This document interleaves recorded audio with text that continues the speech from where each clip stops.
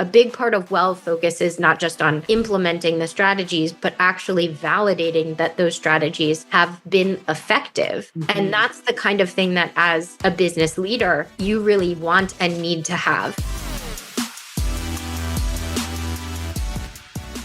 Welcome to the Optimized Workplace. I'm your host, Fran Dean Bishop, where our discussions with influencers, experts, and innovators are helping transform the well-being and sustainability of today's workplaces and spaces.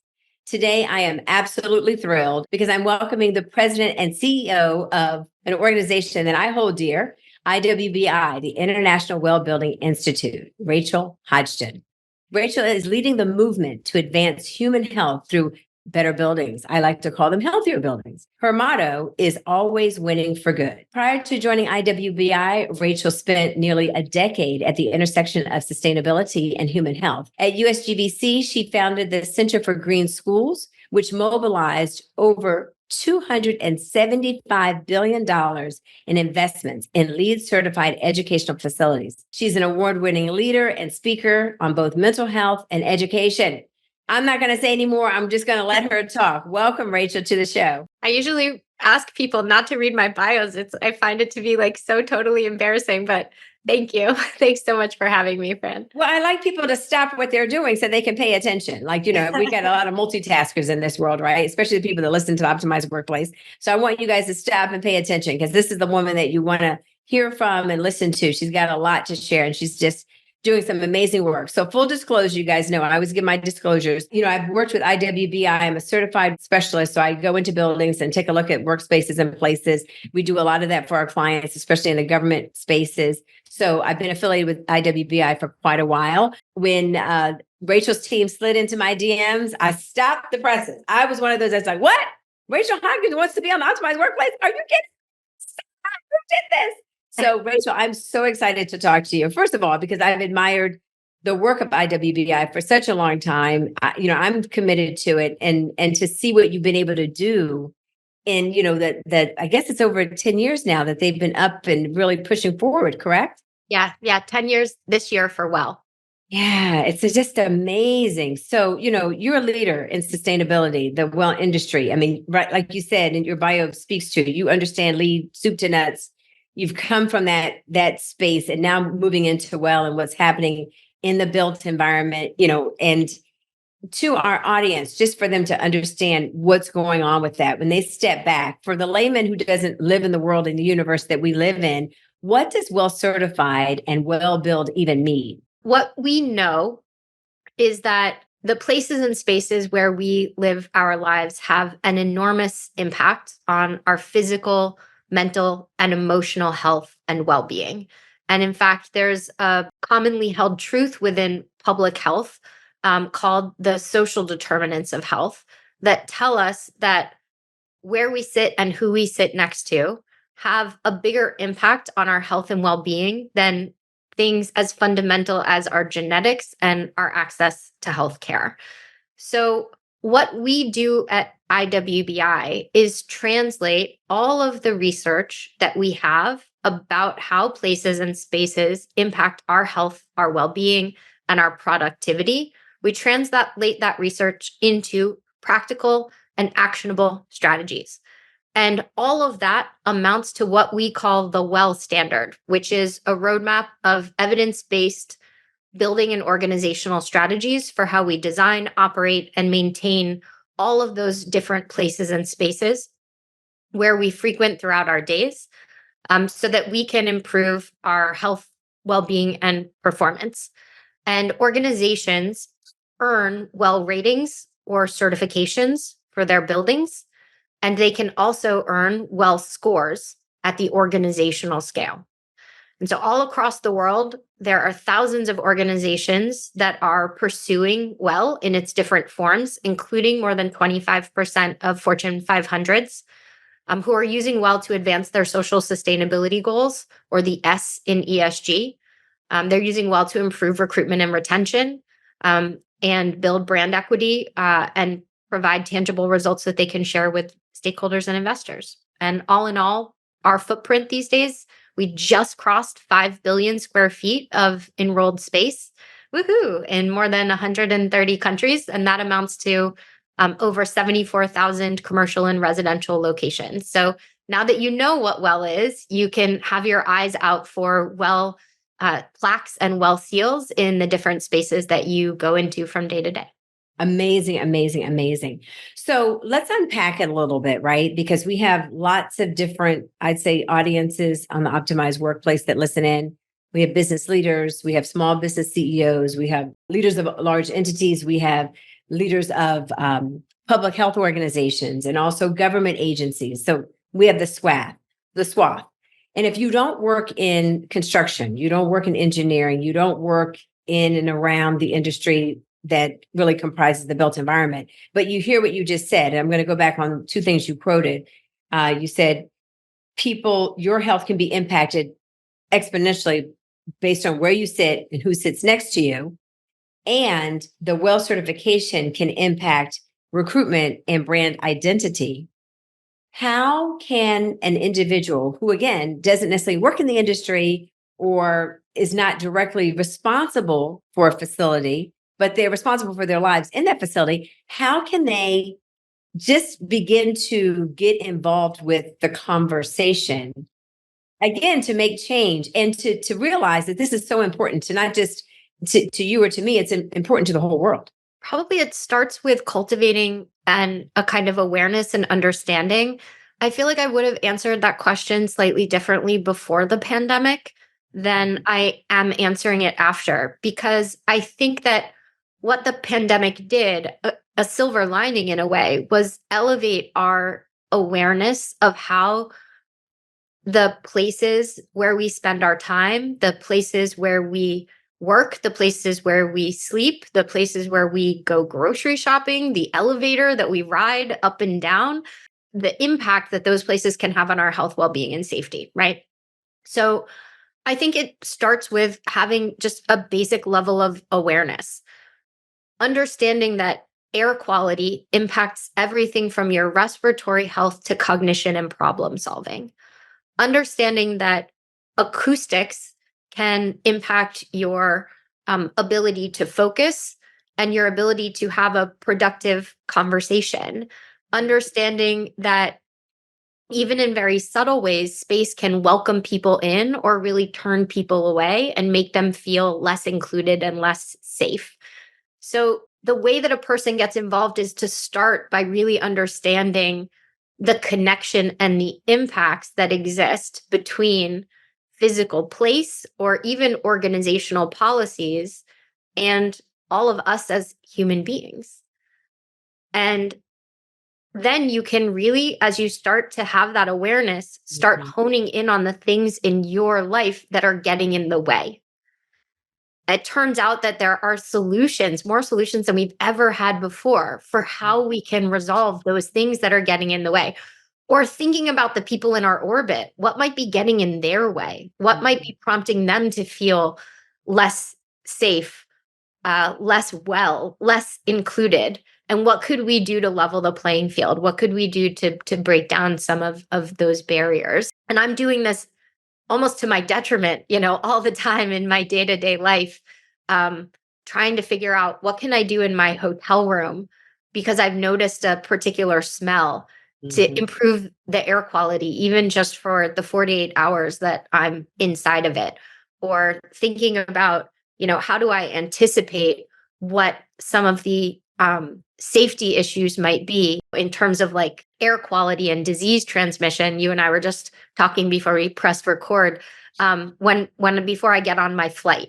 And then I can start to prescribe some of my own really basic interventions for making my life better and starting to work toward being able to show up more and more as my best self. I so appreciate the fact that you went granular so quickly, because I think that so often, people, we look for a quick fix, or we attribute an issue that we have, at work or around interactions or relationships or things like that. On the Optimized Workplace, we'll have on experts that focus on, communication or mental health or relationship building or culture. But the things that you broke down really help if you were really, keen and leaning in and listening can really impact how you're showing up, right? Yeah. You talked about the air quality. If the air quality is not good, then that may give you a migraine. If that migraine, you're walking into a meeting with a migraine, you're not feeling well, and you don't know where this came from because when you walked out of the house, you felt great. And all of a sudden you don't feel so great. You're not going to show up well. You're not going to show up great, and you're not going to do your best work. You're not going to thrive. And I think more importantly for the leaders on the call who are listening in, your folks aren't. So sometimes they're dealing with things that have nothing to do with them. It's the built environment. CDC says we spend 90% of our lifetime in a built environment. So we are directly impacted by what's happening in that built environment. So curious for you, Rachel, when you hear all of this, you've been in the industry, you're seeing data statistics, and you're also seeing, organizations who are trying to make a difference and doing things differently. As we move on, like you said, we just hit the 5 billion mark with well-certified spaces. Curious, what keeps you up at night when it comes to what we're doing, what you're doing, what, stakeholders in the industry are doing? What keeps you up at night the most about this? I mean, let me count the ways. Because again, I think working in this field, sometimes you really know too much. I'm a new mom. I have an 11-month-old, and what's keeping me up at night this week is that we've had absolutely abysmal and really dangerous levels of particulates in the air in my apartment this week because they're demoing the building next door. I have air purifiers that have air quality sensors attached to them. So I know and can see those levels are, all the way at the top of the scale, code red. Like, this is a dangerous condition for me, and much more importantly right now for my 11-month-old son. And so, I worry about what I can do for him and what are the mitigation strategies that we can use in our own home. But then I worry about so many people who don't have that level of awareness at all, like the new mom who I just ran into downstairs, who doesn't have air quality sensors in her apartment, but knew that something was intuitively wrong. Like I said, have you noticed anything going on with your air quality in your apartment? She said, there's a layer of dust on everything. My eyes have been burning. My throat has been scratchy. So I worry that there are these sort of invisible things that are getting in the way, that are plaguing us from a health and well-being and productivity perspective, that are really addressable. But we're not necessarily aware of them. We're not necessarily seeing them. So I think that's a simple one.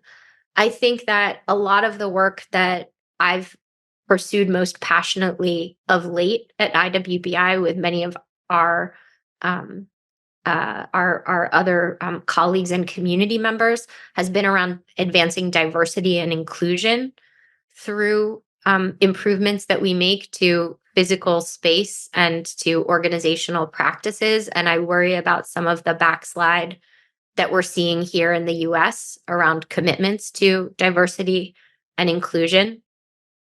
And I worry about getting a good night's sleep, because if I'm worrying too much about these things and they are literally keeping me up at night, can I do my best work around any of this? The answer to that is no. So one of the first things I try to do when something's keeping me up at night is figure out how to make sure it doesn't keep me up at night. I can worry about it during the day, but what are my well-being practices to be able to switch that off? Because if I can't show up well rested, then I can't be my best self as a mother. I can't be my best self as a leader and a CEO. I can't be my best self even just as a friend and a citizen. You asked a question about sleep. I couldn't help but going there. What I try to do when things are keeping me up at night is make sure they don't keep me up at night. Yes.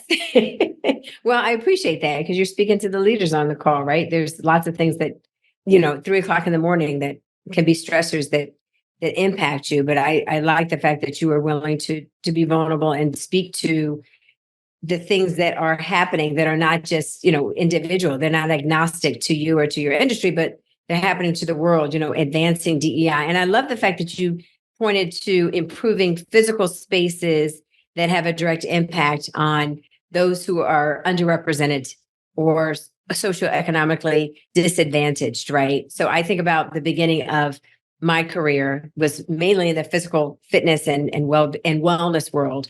Yeah. And so I worked a lot with law firms in the DC area because that's who could afford it at the time. Mm-hmm.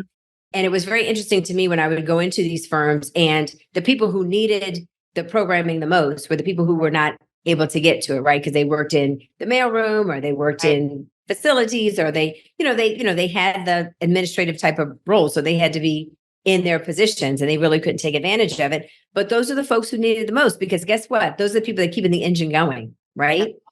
So I am like you. I'm happy to see that some of our clients, and that there is a community of leaders and organizations that are getting it right and are starting to make some changes and are saying, you know what, let's create some sustainable changes. Let's make some real changes with air quality. Let's make some real changes when it comes to the lighting and the acoustics in our organization, or at least let's look at it. Let's assess what the problem is, because people are coming back to those spaces. And I'm just curious, from your perspective, when you look at this whole return to work campaign that's going on and employers are trying to get people back, I think there's a huge disconnect. I'd love to hear what your thoughts are on it. I think there's a huge disconnect from employers as to, it's not that people just don't want to come back to work, but what are you having them come back to? And what's the messaging we're sending to what you're having people come back to, that they're going to feel like, I'm going to be able to thrive, or at least I'm safe and I'm well and I can be productive because I'm not going to be affected by the building I'm in.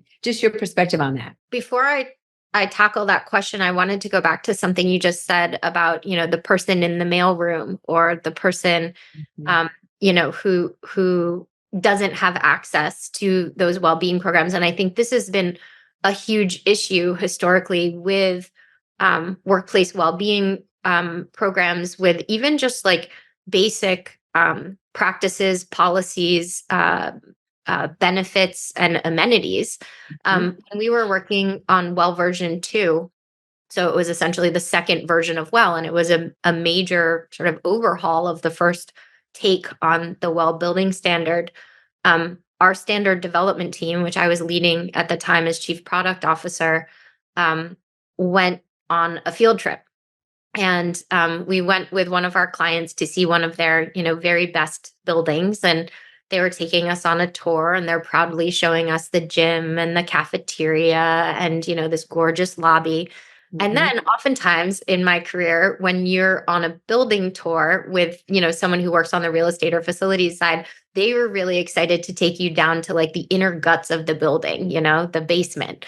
And show you all of these huge, systems, air handling, and, water and things like that. And they took us down to the basement, and there was a gentleman who was sitting in the control room. No natural light, really poor lighting, terrible acoustics, because he's sitting right next to all of that noisy equipment. Just generally a horrific place to work, and he's sitting there all day long. And I just thought to myself, like, I have seen people like him throughout my entire career who don't get seen by these programs, by these policies, don't get supported, don't get serviced. And so when we were on V2, we had a shorthand for that gentleman. We called him Billy in the basement. And we just said, like, how do we make sure that we don't forget about him?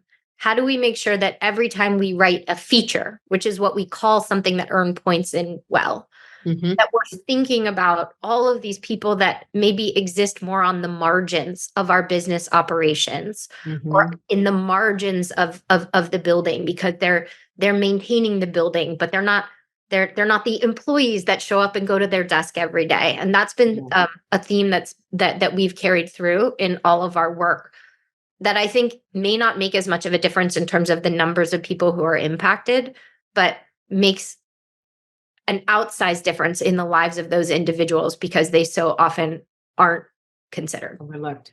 Completely overlooked. 100%. Anything you want to tag on to that with regards to, with all that being said, Yeah.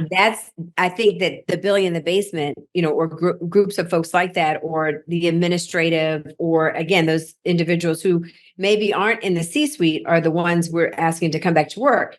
Right. But most of those people, I mean, they found a way to be really productive during COVID. Now to ask them to come back to work, the question is with them, what's in it for me? Right. So any thoughts Right. around that? I have so many thoughts. I mean, I think that employers have really struggled as to whether to use sticks or carrots. Mm. Do I require people to come back to work, or do I try and otherwise compel and incentivize people back to work by making work the workplace a palatable option, by making the workplace a place where I feel maybe even more productive than I feel at home, at least for certain kinds of days, certain kinds of activities. I think that the workplaces that have opted for sticks have lost a lot of talent. Maybe it's happening through attrition. Maybe it's simply that they're no longer able to recruit the best talent into their organizations. So I Mhm. think a lot of those organizations have lost substantially. I think that organizations that are using carrots are still figuring out what works and what doesn't work. Um, and I think that there are some fundamentals that people have now come not just to want, but to expect. What are you doing just to address the most basic aspects, for instance, of my safety? Um, and then I think that there's a longer list of things that many employees or prospective employees are looking for, like collaborative spaces, so that I know that I can work more productively with a group in the office than I can in a Zoom room. Like flexibility, so that I can choose when what my hours are within certain ranges, so that I can avoid that crushing commute that gave me 2 hours of my day back during the pandemic. Um, or, the ability to work in the office 3 days a week, but not 5 days a week, so that I can plan to do heads down work when I'm at home, Mhm. and do, more collaborative work, or have my meetings when I'm in the office. Um, and I think that what you're expecting really depends a lot on the kind of work that you're doing Mhm. and the context in which you are living. So, I'll give you an example. Um, I think that there are certain professions like banking where the research has actually shown that there are fewer mistakes and improved productivity in the office, whereas there are other types of work, where we found that people can, in many instances, work more productively, more efficiently, when they're in a home environment. And Mhm. I think geography impacts this a lot too. For instance, when you live in China, in various cities, major cities, and you have a baby, they tell you don't bring the baby outside for the first 3 months of the year, at least not in the winter time, because that is how bad the air quality is. And so in China, people really understand that. We have a colleague in China who has a grandmother who's over 80 years old, and she knows how to measure the PM 2.5 and PM 10 levels when she goes outside. So she knows whether she has to put her mask on or not. Mm. So if you live in China, a place that is continuously plagued with outdoor air quality issues, you expect your office to not only have good air quality, but to prove it. So when you walk into a Class A office building in China, you typically can see a digital real-time map of the office that's showing you by zone what the air quality is. That's You're now an kidding. That's amazing. expectation, right? That's now an expectation of the worker in China. Show me that coming to work is actually going to give me better air quality than I might be getting even in my home. And so these externalities are starting to shift what our expectations are inside. Mhm. Mhm. And as we are plagued more and more with the mounting impacts of climate change, whether it's extreme heat, whether it's, forest fires, whether it's flooding, it's hurricanes, these things all start to, I think, condition a certain level of awareness Yeah. about what I want from my workplace Mhm. and what I expect my employer to provide to me to help me to keep my family safe and well. 100%. And, I think as you were speaking, I was thinking there's such a parallel around the education and awareness piece.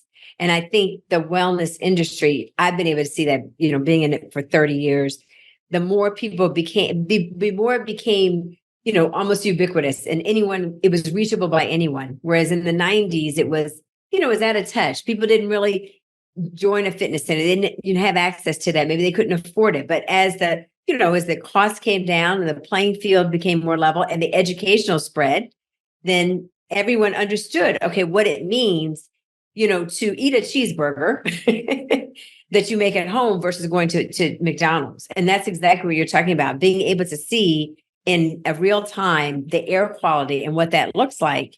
And even just, it's amazing to me. I don't know if we could just kind of take a side for a moment. It's amazing to me how quickly it seems like people are forgetting what we have been exposed to for the last 3 years. Like we all sat in our living rooms and we saw on the news clearly what was happening. And it's almost like there's a huge disconnect between what just happened, what the happenstance that just came about, and where we are today. So we could talk about this all day. I know we need to move on, but I think it's really profound. It's a huge shift, and it kind of moves into one. We could talk all day. You know that, Rachel, and I want to respect our audience listeners. So we may do a part 2, just letting you guys know, we may do a part 2. But one of the things that I would really wanted to know from you is, again, for people who sit outside the industry, I think there's so many misconceptions about what it takes to create a well space.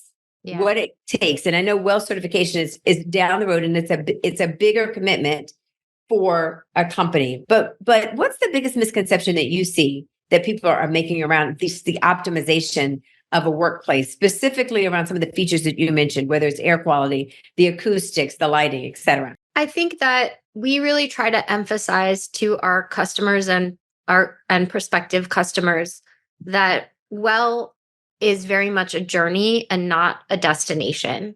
Mm-hmm. And we've tried to create these different entry points for organizations to take the first step.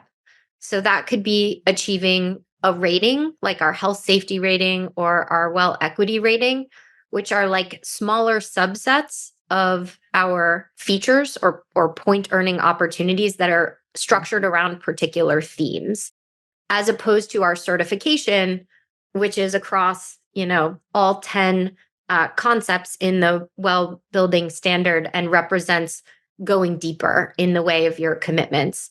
We also have a program called Well at Scale that organizations can enter into.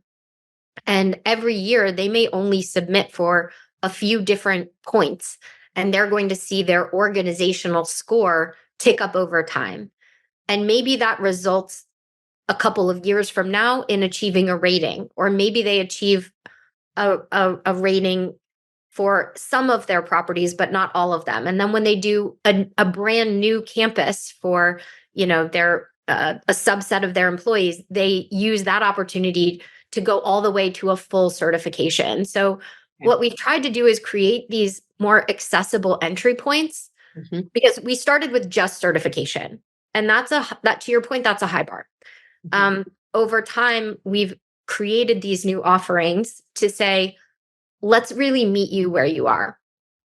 You're already doing some great things, inevitably. So let's start by cross-checking the policies, the programs, the amenities that you already have in place against Well's feature list. And let's reward you. Let's validate that those strategies are in place and that you've done a lot of good things for your employees or for your residents or for your customers already.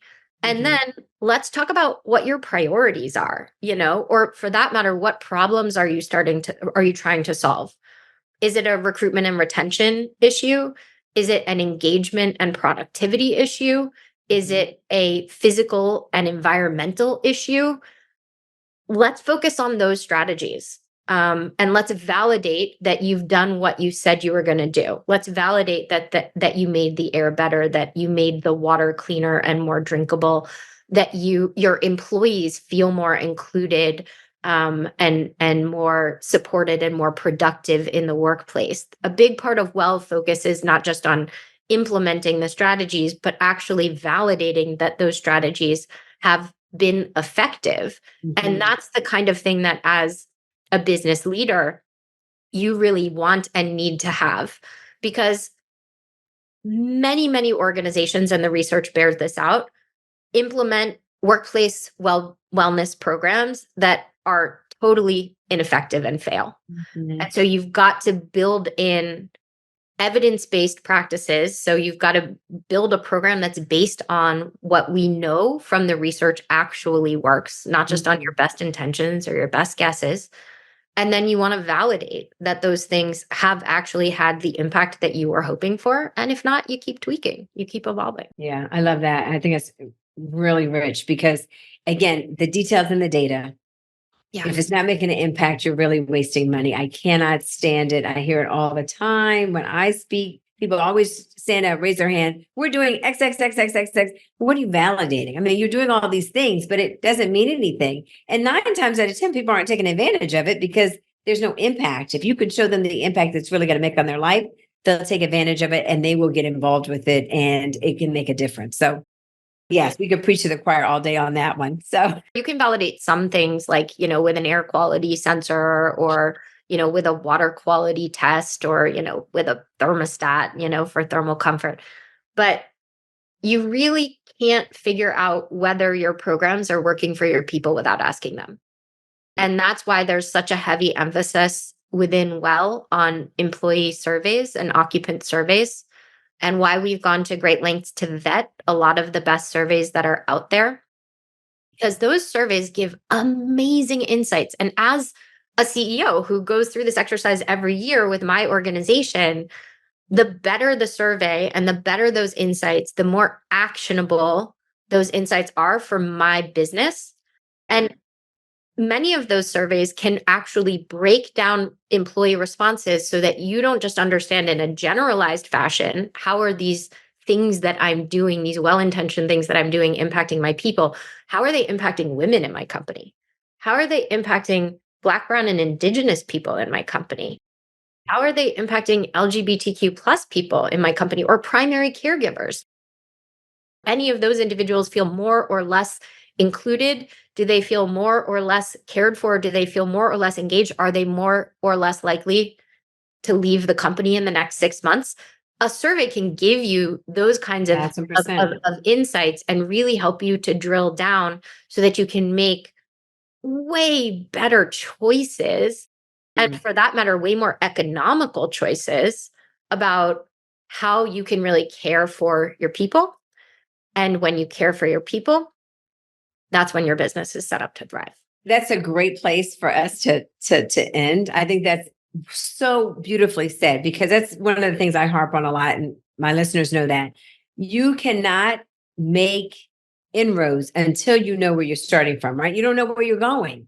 So it's so important that you survey and you assess and you figure. We talk about that all the time. So you guys know I will beat a dead horse on this, but it's so important that you assess. And I'm glad that you really champion that. And the Well certification really does that. But the takeaway, folks, for that, and I hope that you really heard what Rachel said, is that you really have to understand what's the baseline.